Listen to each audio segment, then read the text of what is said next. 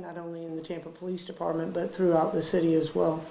Well, you know, I mean, because you had this job, and something like this will affect the morale of the department. Right. What are your thoughts and concerns about that? Well, that's an obvious concern. I went and talked to the staff today and informed them of what was occurring, that I had asked for and received Chief O'Connor's resignation.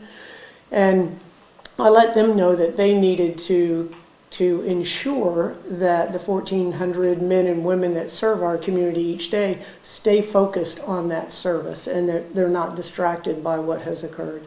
So as you're well aware, there have been some criticism on Tampa City Council about the process before hiring Chief O'Connor, about the transparency, and about was it truly a nationwide search when in fact it turned out to be a person who had worked here before. So what do you do in terms of making sure it is an open process to reassure those who are concerned in the community that you had already picked somebody before the process began? Well, without a doubt, we will ensure. I mean, you have to narrow down the number of candidates, right, that you bring to the community and to the entire city. But we will hire a national search firm, and we will do a very comprehensive search, and then ensure that those candidates are presented to our community, including city council as well, before a decision is made. At the same time, you have eminently qualified people, the man sitting right here, that you would want to consider. So Correct. What do you, how do you juggle that? Without a doubt. It's really not a juggle. It's the, in all police chief searches, you want to ensure that you get the most qualified person for that position. And those individuals could come from outside the organization or from within the organization. It just has to be the most qualified individual. So, and also looking forward on this, with your own election coming up, what significance will this have in that, do you think? Well, I don't know. That's up to the voters to make those decisions. I don't make decisions based on popularity. I make decisions based on the issue of right and wrong. And that's what I did in this particular incident as well.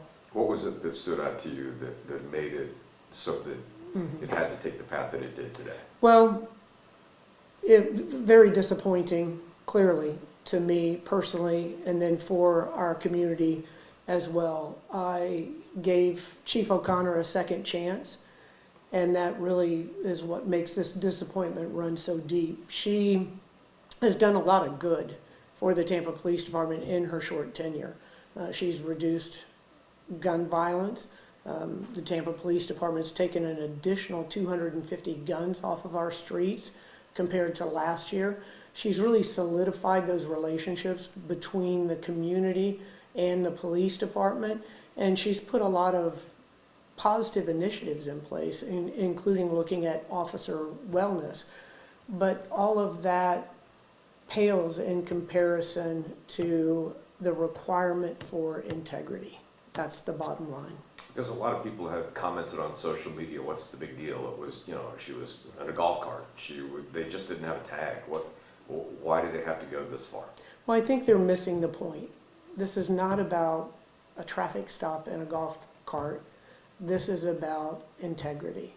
This is something that our police department, standards that we uphold, professionalism, integrity, ethics, to ensure that the community has that respect and trust of the Tampa Police Department. And there's no other person that needs to exhibit those high standards than the Chief of Police.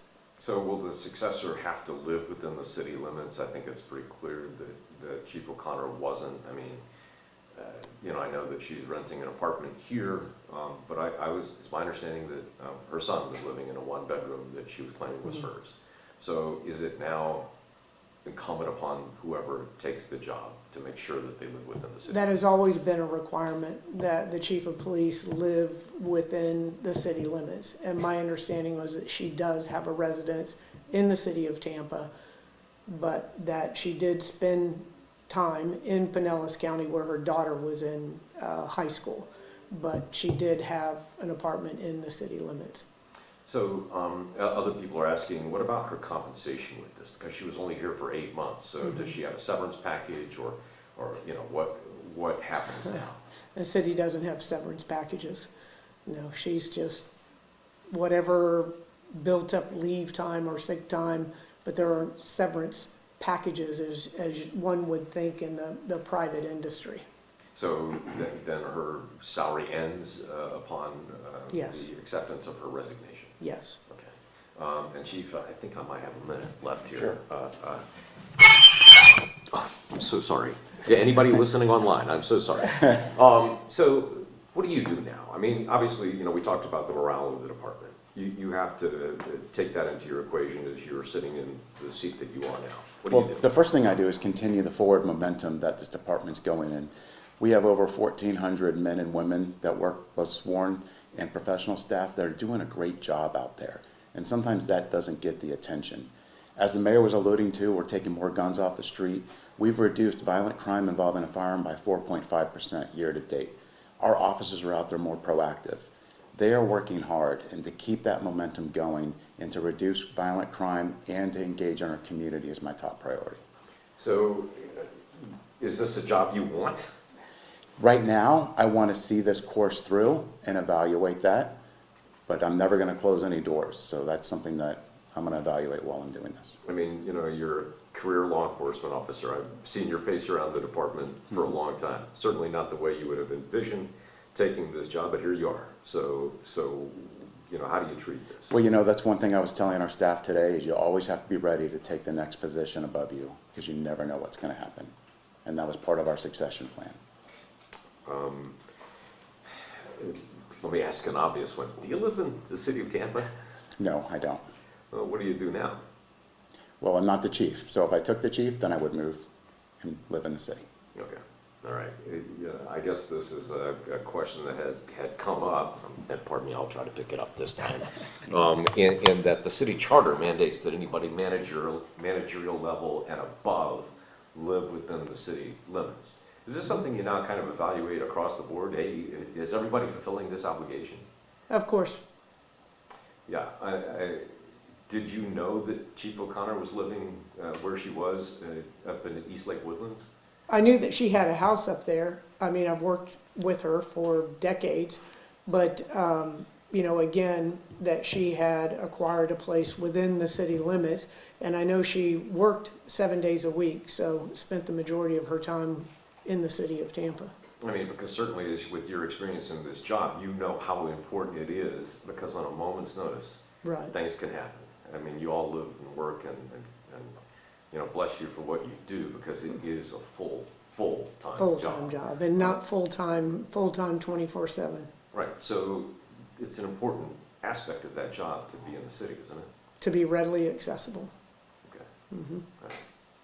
I think that's probably my time. All Look at right. that, it's even almost to the minute. Wow. Thank you all very much. Good luck.